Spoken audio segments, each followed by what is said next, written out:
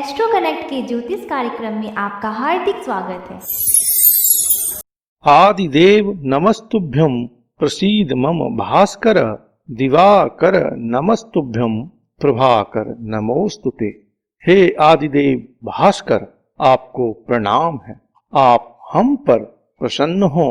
हे दिवाकर, आपको नमस्कार है। हे प्रभाकर, आपको प्रणाम है। नमस्कार। प्रत्यक्ष देव सूर्य अपनी नियत चाल से गतिशील है और इसी कारण से यह दिन भी है और रात भी है। ऋतु के साथ साथ अयन का भी परिवर्तन सूर्य के चाल से ही संभव है। सूर्य वर्ष पर्यंत एक अनुशासन के साथ प्रत्येक राशि में भ्रमण करते रहते हैं और लगभग हर 30 दिनों के बाद उनका राशि परिवर्तन होता है। इसी क्रम में 16 जुलाई 2020 को भगवान भास्कर मिथुन राशि को छोड़ करके रानी का दर्जा प्राप्त चंद्रमा की राशि कर्क राशि में प्रवेश करने जा रहे हैं। कर्क राशि महत्वपूर्ण राशि है, इस पर भी बात करेंगे, लेकिन इन सभी का वृश्चिक राशि वालों पर क्या प्रभाव होगा राशि फल में, सिर्फ इसी पर बात करेंगे। कर्क राशि महत्वपूर्ण राशि है। इस राशि में जब सूर्य की संक्रांति होती है तो सूर्य का अयन परिवर्तन होता है। सूर्य उत्तरायण से दक्षिणायन हो जाते हैं। दक्षिणायन में जब सूर्य होते हैं तो यह देवताओं के लिए रात्रि काल माना जाता है। माना जाता है कि इस समय में देवता विश्राम करते हैं, सोते हैं और इसी का फायदा उठाते हुए संसार की तामसिक शक्तियां, नकारात्मक शक्तियां अपने आप को बलशाली बनाती है। सूर्य अभी 6 महीने तक दक्षिणायन के रहेंगे और यह जो 6 महीना है यह किसी भी शुभ कार्य के लिए निषेध माना जाता है। इसी कारण से आप देखेंगे कि इन 6 महीनों में विवाह, उपनयन, मुंडन, ये सारी बातें अभी 6 महीनों के लिए थम जाएगा। खास करके हिंदू संस्कृति में ऐसी मान्यता है। तो सूर्य के कर्क संक्रांति का इस कारण से विशेष महत्व है। इसके अलावा कर्क राशि कालपुरुष कुंडली के चतुर्थ भाव की राशि है।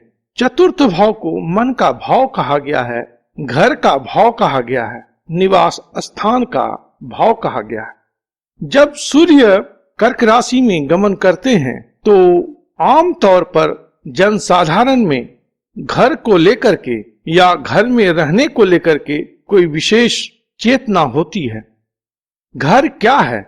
घर वह स्थान है जहां पर आपको सुकून मिलता है, आप सुरक्षित महसूस करते हैं। तो घर के अंदर व्यक्ति को सेंस ऑफ सिक्योरिटी प्राप्त होता है। तो यह जो समय खंड होगा 16 जुलाई से 16 अगस्त तक का, यह जनमानस में सेल्फ प्रोटेक्शन को लेकर के एक चेतना प्रसारित करेगा। इस समय में लोग अपने आप को बचाएंगे, अपनों के साथ रहना पसंद करेंगे, अपनों के बीच में रहना पसंद करेंगे ताकि इमोशनली उसे सेंस ऑफ सिक्योरिटी प्राप्त हो सके। और भी बहुत सारी बातें हैं, लेकिन इसको बताने का कारण बस इतना है कि अभी जो मौजूदा स्थिति है देश में, कोरोना काल चल रहा है, तो इसके मद्देनजर यह कहना जरूरी है कि यह जो 1 महीने का समय होगा इसमें लोगों को आवश्यकता हो सकती है घर में रहने की, सेल्फ प्रोटेक्शन की। तो आप चूकिएगा नहीं, इन बातों को ध्यान में रखिएगा। चलिए तो अब बात करते हैं वृश्चिक राशि वालों की और जानते हैं कि सूर्य का जो यह संचार कर्क राशि में होने जा रहा है किस प्रकार का रहने वाला है। वृश्चिक राशि वालों के लिए सूर्य एक बहुत ही महत्वपूर्ण ग्रह है, क्योंकि सूर्य दशम भाव के स्वामी वृश्चिक राशि वालों के लिए होते हैं। दशम भाव जीवन के उत्कर्ष का है, जीवन की उन्नति, जीवन की सार्थकता, आपकी कर्म की उपादेयता या कर्म का जो सकारात्मक पक्ष का चमकदार या प्रभावशाली फल प्राप्त होता है, ये सारी बातें दशम भाव में निहित हैं और इसके स्वामी ग्रह हैं सूर्य। तो सूर्य तो बहुत अच्छा पोर्टफोलियो वृश्चिक राशि वालों के लिए लिए हुए हैं। तो इस पॉइंट ऑफ व्यू से सूर्य का संचार वृश्चिक राशि वालों के लिए काफी महत्व का है। सूर्य एक ऐसे ग्रह हैं जो जिस भाव में जाते हैं उस भाव को जगा देते हैं, दैदीप्यमान कर देते हैं, उस भाव को रोशन कर देते हैं, अर्थात उसकी नकारात्मकता या उस भाव का जो अंधेरा है वह दूर होता है।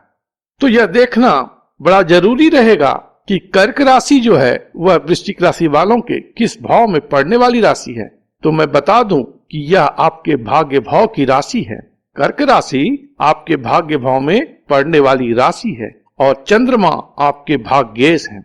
चंद्रमा भाग्येश हैं, इसलिए भाग्य में उतार चढ़ाव की स्थिति जीवन पर्यंत रहती है, लेकिन सूर्य के संचार से इस समय भाग्य आपका जगेगा।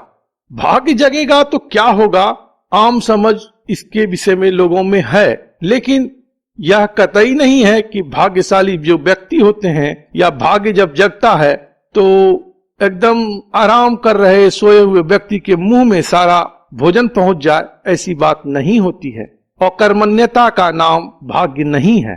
भाग्य एक ईश्वरीय व्यवस्था है जो आपके अनुकूल हो जाती है। कर्म उस समय करना पड़ता है, बल्कि अधिक कर्म करते हैं उस समय जब भाग्य आपका साथ देता है। तो गौर से आप देखेंगे, जब भी आपको भाग्य लगेगा कि साथ दिया है तो निश्चित रूपेण उस समय में आप अधिक कर्मशील थे। अंतर बस इतना ही होता है कि उस समय में जो आप कर्म करेंगे वह निश्चित रूपेण उसका सकारात्मक फल आपको प्राप्त होगा। और जिस समय भाग्य साथ नहीं देता है, अर्थात ईश्वरीय व्यवस्था के प्रतिकूल कोई कार्य हम कर रहे होते हैं, तो इस प्रकृति की ऊर्जा हमारे लिए सहयोगी नहीं होती है, इस प्रकृति के संसाधन हमारे लिए सहयोगी नहीं होते हैं, इसलिए व्यर्थ का कर्म अधिक होता है और सफलता का दर जो है सो वह घट जाता है।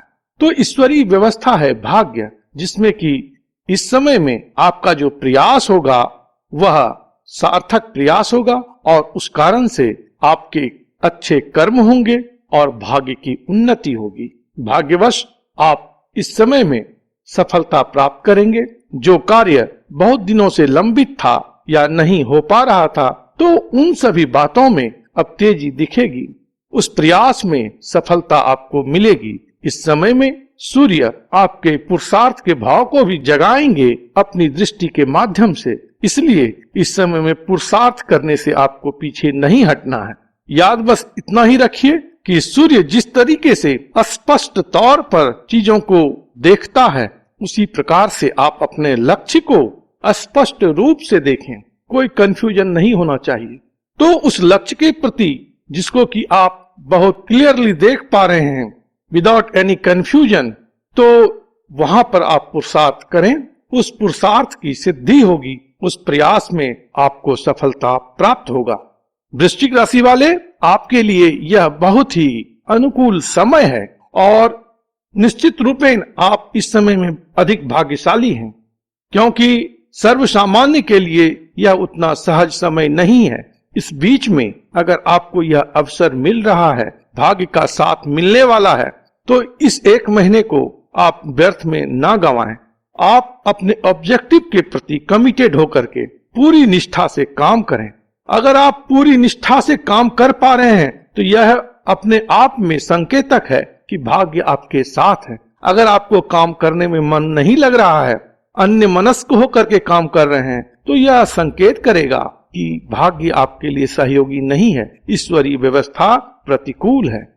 तो इस समय में जिसमें आपको इनर अर्ज है जिस काम को करने के लिए, वही आप करें। देखिएगा वह फ्रूटफुल्ली रिजल्ट जो है सो आपके फेवर में लाएगा। इस समय खंड में आपको बड़े बड़े लोगों से मुलाकात होगी, किसी अनजाने लोग से भी मुलाकात हो सकती है, जो कि कहीं न कहीं आपके लिए सहायक होंगे, आपके कैरियर में उन्नति के कारक होंगे। जो लोग राजनीति में हैं, वैसे वृश्चिक राशि वालों को इस समय में राजनीति में अच्छी सफलता प्राप्त होगी, उनकी राजनीतिक हैसियत बढ़ेगी, बड़े बड़े नेताओं से उनकी मुलाकात होगी और इस समय में आपको कोई नई जिम्मेदारी भी मिल सकती है, आपका प्रभाव क्षेत्र बढ़ सकता है। नौकरीशुदा व्यक्ति के लिए भी यह समय बहुत ही अच्छा है, इस समय में प्रमोशन आदि की भी संभावना अच्छी है। इस समय में अपने अधिकारी के साथ आप अच्छे संबंध बना करके रखें, उनका मान सम्मान करें। अधिकारी का या पिता का या सरकार का जो मान सम्मान है उसे करना चाहिए, क्योंकि ये सभी सूर्य के प्रतिनिधि व्यक्ति होते हैं। इसलिए इन सबों का आप सम्मान करें, इनके विरोध में बहुत अधिक मुखर ना हो। हालांकि डिफरेंस ऑफ ओपिनियन हर एक व्यक्ति में होता है, वो होना चाहिए, क्योंकि वही आपका यूनिकनेस है, आपकी वह इंडिविजुअलिटी है। लेकिन मुखर नहीं होना है किसी के विरोध में, और खास करके वैसे लोग के विरोध में जो कि प्रभावशाली हैं, जो सरकारी हैं, सरकार हैं और पिता स्वरूप या गुरु स्वरूप हैं। इस समय में प्रेम, प्यार और संतान जैसी बातों के लिए भी अनुकूल समय है।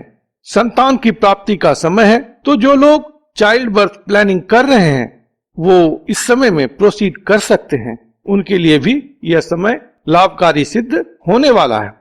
तो कुल मिलाकर के वृश्चिक राशि वाले आपके लिए सूर्य का कर्क राशि में संचार शुभद है। इस समय में आपको अच्छी उन्नति और प्रगति मिलने वाली है। आपका चहुमुखी विकास इस समय में संभव है। तो यह एक अपॉर्चुनिटी है, यह एक अवसर है। इसको समझते हुए अपने समय को जाया ना होने दें, व्यर्थ ना करें और पूर्ण मनोयोग से इस समय का लाभ आप उठाएं। प्रभु आप पर कृपा करें, आप स्वस्थ रहें, मस्त रहें और व्यस्त रहें। ओम नमो भगवते वासुदेवाय। अगर आप गुरुजी से पेड एस्ट्रोलॉजी कंसल्टेंसी चाहते हैं तो अपने स्पेसिफिक प्रश्न के साथ साथ अपनी जन्म तिथि, जन्म समय तथा जन्म स्थान का विवरण हमारे इस ईमेल आईडी पर भेज दें। धन्यवाद। Thank you. प्रणाम।